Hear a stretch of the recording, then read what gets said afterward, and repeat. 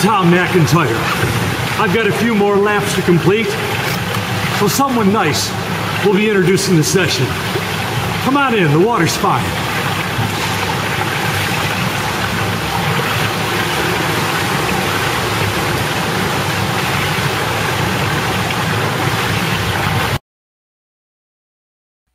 You've been in many classrooms and learning environments, from enormous auditoriums to large closets or corners of the hallway. Some of these environments were more conducive to learning and the sharing of knowledge and information than were others. Physical and social systems are inextricably intertwined. Yeah, try saying that phrase 8 times fast. The classroom and how its contents and furnishings are arranged can be a powerful teaching tool, or it can be an undirected and unrecognized negative influence. You see, your room is not just a benign, homogeneous cube, but rather it's a network of varied and interconnected microenvironments. Even if it looks like a large cube with seats, the learning conditions will vary by where a pupil is located. How so? Well, the temperature may vary. Some kids have a better view of the board or the presentation area. Extraneous noise may be different in different parts of the room. Some students might have better lighting. Those near the window receive ever-changing levels of light on their desktops. The size of the room is important. It can affect your instructional style and your methods.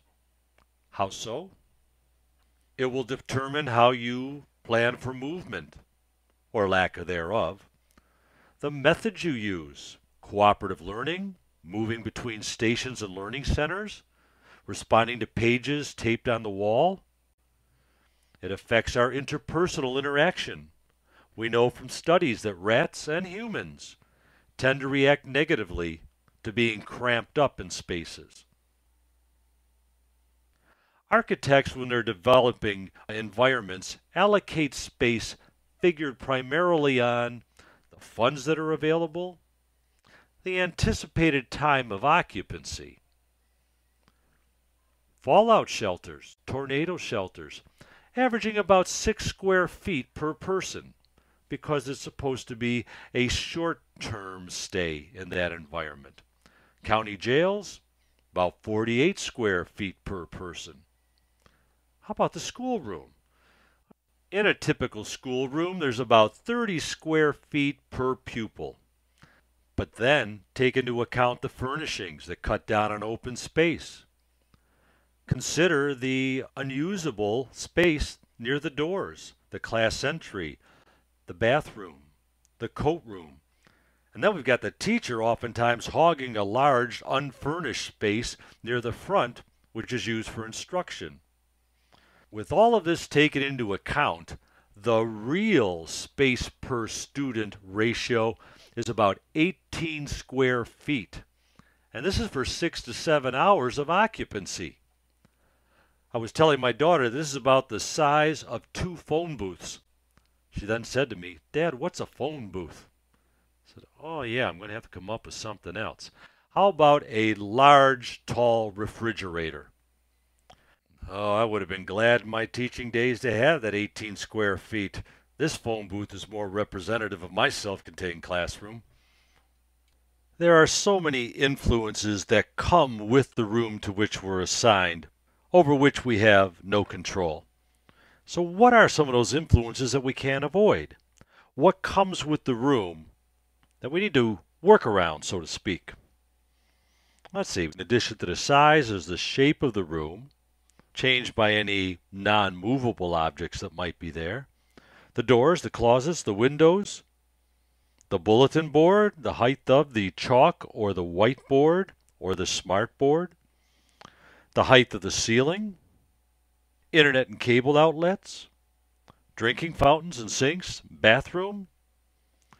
Despite having no control over the size and configuration of our room, we need to assure that there are no unoccupied spaces that are large, Large spaces tell kids, run, wrestle in me.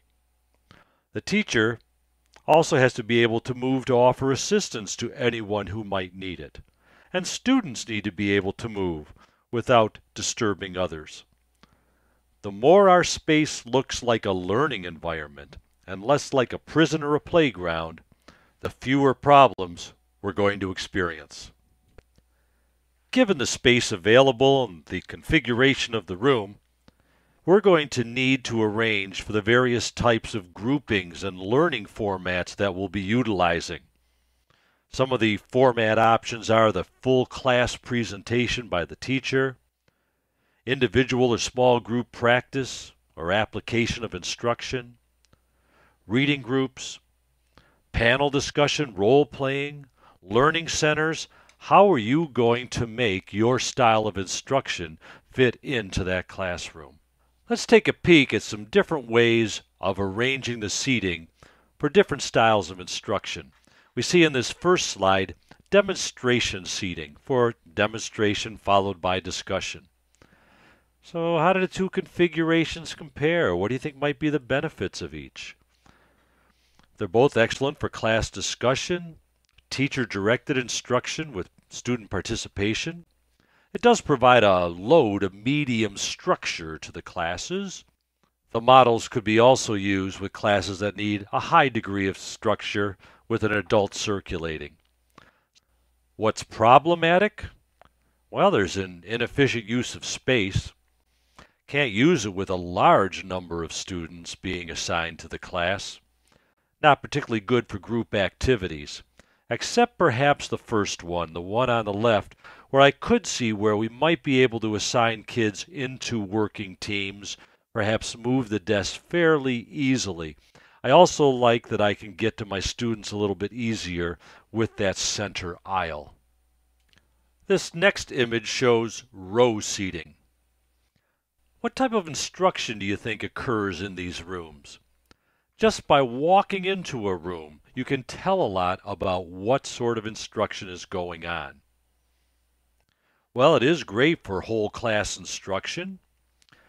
We'd have to have the kids come up to the board. It does keep off-task conversations to a minimum.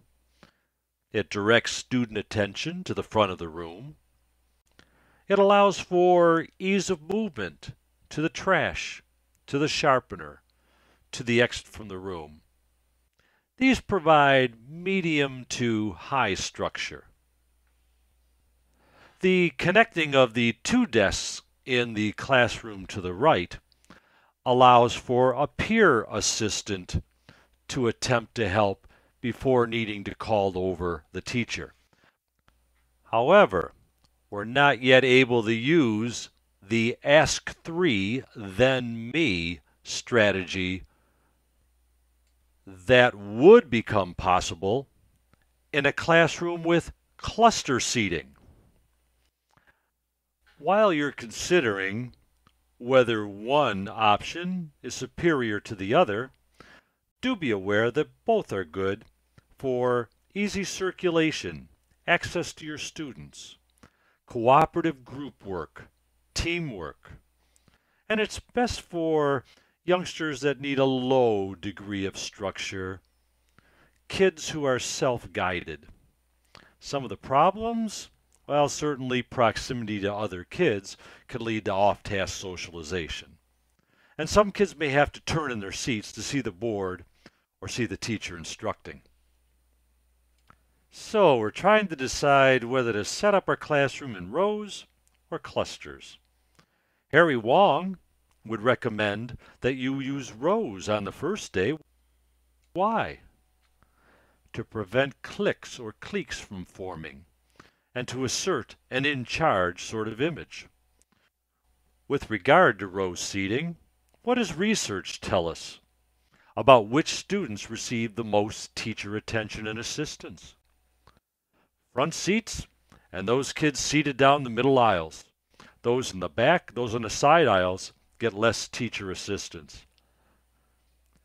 Given open choice, where do you think kids with behavior challenges tend to sit? That's right, in the back. There's been some research on rows versus clusters. Axelrod switched students between row and cluster seating. And in which configuration were students more on task? Here are the results. Kids were on task 62% of the time when seated in clusters. 82% of the time they were on task if seated in rows. The learners were switched around. Those who had been in cluster seating now in rows, vice versa. Same results. Dahl, and Lamb conducted a study for kids labeled as emotionally and behaviorally disordered who also had learning disabilities. They changed up the seating of the 3 classes every 2 weeks. The kids were seated 2 times in each condition, rows versus tables. Which condition produced more on-task behavior? You guessed it, rows, 70% of the time on task. Tables, half of that, 35% of the time. There was less disruptive behavior while seated in rows. And interestingly, teachers uttered more positive commentary and reduced their negative feedback when students were seated in rows. We must consider, however, the nature of the task. If we wish the youngsters to be engaged in solitary learning, then being alone in one's own seat makes sense.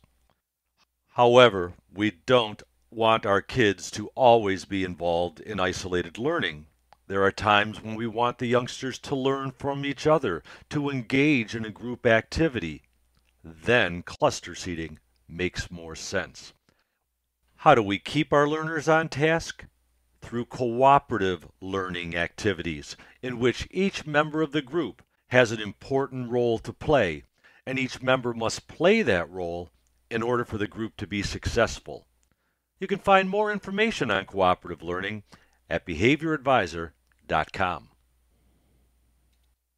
Here are some guidelines for arranging furnishings. First of all, separate high traffic areas.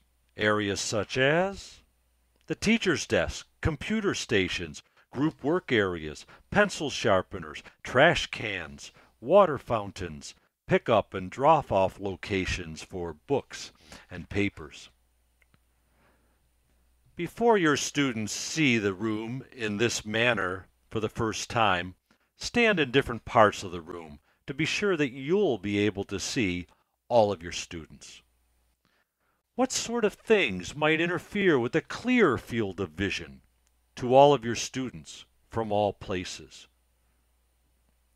Be sure that all of your students can see you as you instruct. How would we make sure of this? Right, sitting in their seats and slouching down to their heights. We keep frequently used materials easily accessible. Just be sure that you lock the door when you leave your classroom. That'll keep the Feng Shui Club from coming in and changing everything around. Although, taking advantage of that southern exposure and arranging furnishings to channel good qi has been shown to increase achievement by 8.88%. Some of you steeped in the traditional East Asian cultures will get that last joke. That's the quick overview on classroom design. If you're visiting behavioradvisor.com, you'll want to go to the activities and continue on in your application of what we've been talking about. If you're in one of my graduate classes, we will be engaging in these activities next time we meet in person.